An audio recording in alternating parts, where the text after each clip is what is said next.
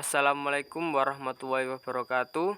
Perkenalkan, nama saya Indi Afreza Suandika dengan NIM K76210559 dari kelas B Program Studi Pendidikan Ekonomi dengan dosen pengampu Ibu Dini Oktoria, SPD, MPD. Di sini saya akan menjelaskan apa itu spesial jurnal atau jurnal khusus. Spesial jurnal atau jurnal khusus adalah jurnal yang digunakan untuk mencatat transaksi-transaksi tertentu yang berisi informasi penting. Jurnal khusus dimunculkan untuk mencatat transaksi-transaksi khusus yang sering terjadi pada perusahaan besar. Transaksi khusus yang dimaksud adalah transaksi yang banyak dan sering terjadi serta bersifat sama dan berulang.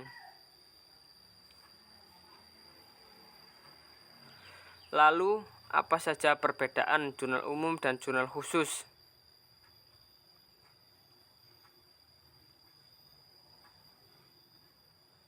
Yang pertama, untuk jurnal umum terdiri dari 5 kolom, yaitu kolom tanggal, keterangan, referensi, debit, dan kredit. Yang kedua, pencatatan transaksi dilakukan secara kronologis. Yang ketiga, posting dari jurnal umum ke buku besar dilakukan setiap terjadi transaksi. Sedangkan untuk jurnal khusus, bentuk jurnal disesuaikan dengan kolom-kolom yang diperlukan dalam mencatat transaksi sejenis. Yang kedua, pencatatan transaksi dikelompokkan sesuai dengan jenisnya. Yang ketiga, posting dari jurnal khusus ke buku besar dilakukan secara berkala dan kolektif di akhir bulan.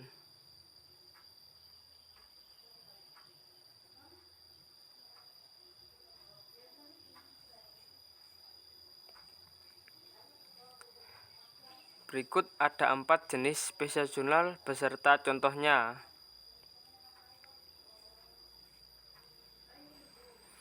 Yang pertama, purchase journal atau jurnal pembelian. Pada jurnal pembelian, transaksi yang dicatat berupa transaksi pembelian secara kredit, entah itu pembelian barang dagang ataupun pembelian perlengkapan dan peralatan. Pencatatan yang dilakukan akibat penambahan pembelian. Caranya dengan mendebitkan akun pembelian sejumlah pembelian tersebut. Jika pencatatan yang terjadi akibat penambahan utang dagang dengan cara mengkreditkan akun utang dagang sejumlah nilai utang. Berikut contoh jurnal pembelian.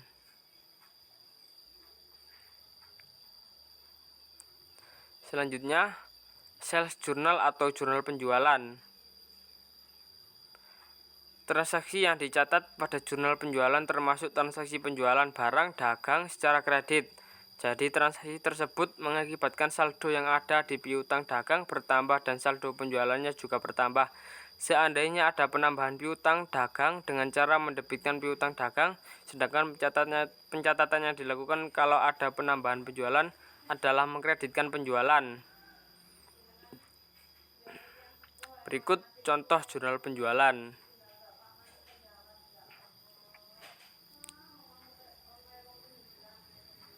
Selanjutnya, cash receipt journal atau jurnal penerimaan kas.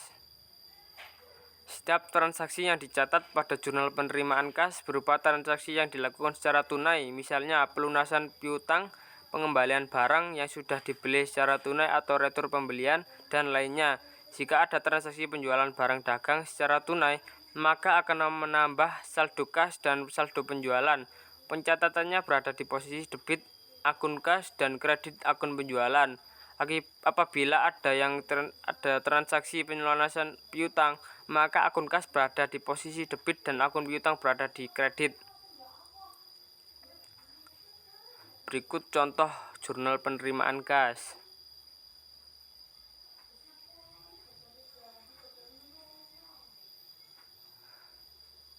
Lalu yang terakhir, cash payment journal atau jurnal pengeluaran kas.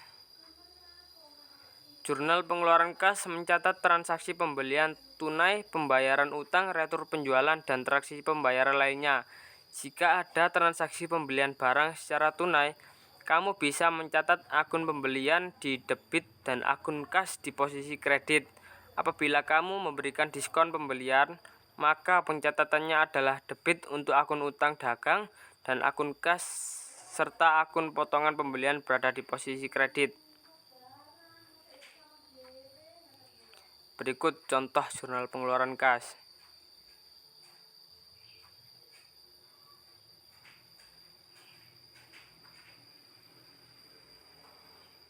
Terakhir, apa manfaat spesial jurnal?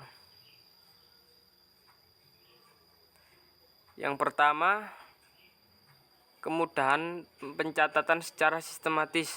Pengelompokan pencatatan transaksi dalam jurnal khusus membuat proses pembuatan laporan keuangan menjadi lebih sistematis.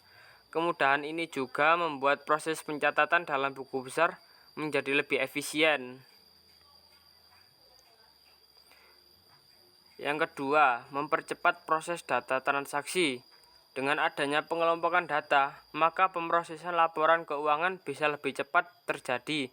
Sebagai contoh, jika ada 50 kali transaksi sejenis, pada jurnal umum akan tetap dicatat dan dikelompokkan sebanyak 50 kali juga.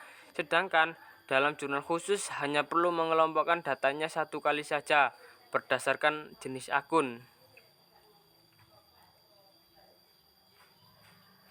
Yang ketiga, mempermudah proses pemostingan ke buku besar. Dengan adanya jurnal ini, pemostingan data ke buku besar dapat dilakukan secara berkala dengan lebih praktis dan mudah. Karena dalam jurnal khusus semua transaksi yang sejenis dibukukan dengan akun yang sama, sehingga pemostingan beberapa transaksi keuangan pun dapat dilakukan secara bersamaan berdasarkan jenis akunnya. Yang keempat, memudahkan pemeriksaan secara berkala. Pemeriksaan kembali biasa terjadi secara berkala dalam sebuah perusahaan, baik secara internal maupun eksternal. Dengan adanya jurnal khusus, transaksi keuangan sejenis yang telah banyak tercatat dalam perusahaan akan dibukukan secara ringkas dan praktis pada satu jurnal sehingga memberikan kemudahan bagi auditor internal maupun eksternal untuk melakukan pemeriksaan.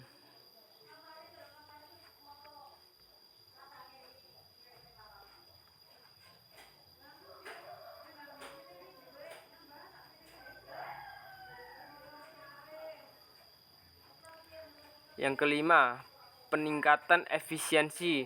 Dengan mengadopsi jurnal khusus, pekerjaan pencatatan transaksi bisnis dapat dikerjakan oleh beberapa karyawan yang sudah mahir dalam hal ini.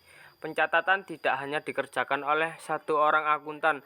Ini seperti efisiensi antara bagian dari akuntan. Yang keenam, mengontrol adanya fraud.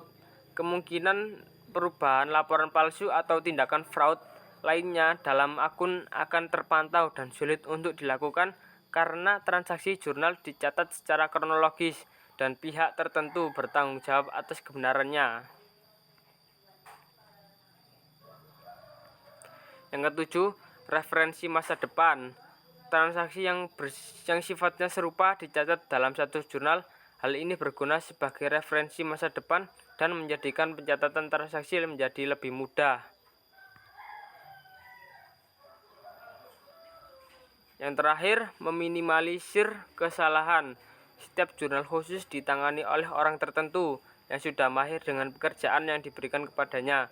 Dengan begitu, akan banyak pemeriksaan dari banyak pihak dan ini akan berimbas pada pengurangan kesalahan dalam pencatatan pembukuan.